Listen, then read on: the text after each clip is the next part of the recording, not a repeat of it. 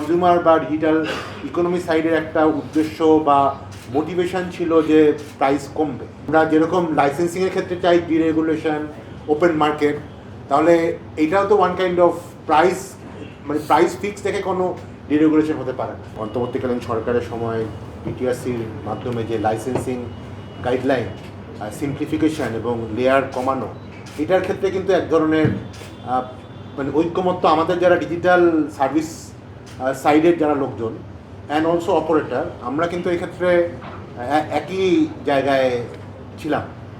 Even যে টেলিকমের যেই প্রিডেটারি মানে ট্যাক্সেশন 50-60%, সেই ব্যাপারেও কিন্তু আমরা পরিপূর্ণভাবে অপারেটর এবং বিটিআরসির যে ইনিশিয়েটিভগুলোকে আমরা সহায়তা করেছি। এবং টেলিকম এই যে আইন আইনের যে প্রবলেমটা হয়েছিল সেই সময়ও কিন্তু আমরা সরকারের এই ডিসিশনটাকে সমর্থন জানিয়েছিলাম এবং এই যে এনবিআরের সাথে যে নেগোসিয়েশনের ক্ষেত্রেও আমরা চেষ্টা করেছি যাতে ট্যাক্স আরও কমে। তো এই আবার সব কিছু করার কিন্তু আমাদের একটা মানে যদি কনজিউমার বা ডিজিটাল ইকোনমি সাইডের একটা উদ্দেশ্য বা মোটিভেশন ছিল যে প্রাইস কমবে, কিন্তু আমরা কিন্তু আসলে গত 18 মাসে এই রিফর্মগুলোর ইউজার লেভেলের ইম্প্যাক্ট অত দেখিনি। তো এটা নিয়ে হয়তো অনেকের ক্ষেত্রে দ্বিমত থাকতে পারে, বাট আমরা এক্সপেক্ট করেছিলাম আরও বেশি যে এই যে সিম্পলিফিকেশন, যে রেন্ট সিকিংগুলো হয়েছিল গত 10-15 বছর, সেটা যদি কমে তাহলে তো কিছুটি ইম্প্যাক্ট আসলে আসা উচিত। তো কেন আসলো না সেটাও আজকে হয়তো আলোচনার মধ্যে আসতে পারে, এবং এটা যদি করা হয় তাহলেও কি আসলে আসবে কি না সেটাও হয়তো একটা প্রশ্ন হতে পারে। বাট ইন প্রিন্সিপাল আমার মনে হয় যারা আমরা ডিজিটাল ইকোনমি সাইডে কাজ করছি বা ইউজার পার্সপেক্টিভে, তারা আসলে চায় যত বেশি ডিরেগুলেশন হোক।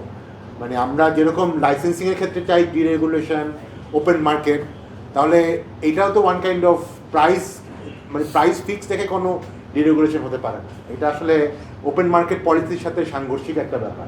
তো ফিলোসফিক্যালি যদি আমরা সব জায়গায় চাই যে সে ফর এক্সাম্পল টেলিকম অপারেটররাও যে কোনো লাইসেন্স নিতে পারবে, এটা যেমন আমরা সবসময় সাপোর্ট করেছি যাতে কোনো লাইসেন্স কাউকে মানে একটা গোষ্ঠীকে যাতে না করা হয়, সেটা one kind of open market policy. তো প্রাইজিংও is a one kind of open market policy. তো আমরা একটাকে মানে ওপেন মার্কেটে সাপোর্ট দিব, আরেকটাকে সাপোর্ট দিব না, সেটা তো হতে পারে না। তো আমার কাছে মনে হয় যে এই সরকারের ক্ষেত্রে আমরা পার্টিকুলারলি যদি বলি আমাদের finance minister is a very মানে pro open market champion I would say.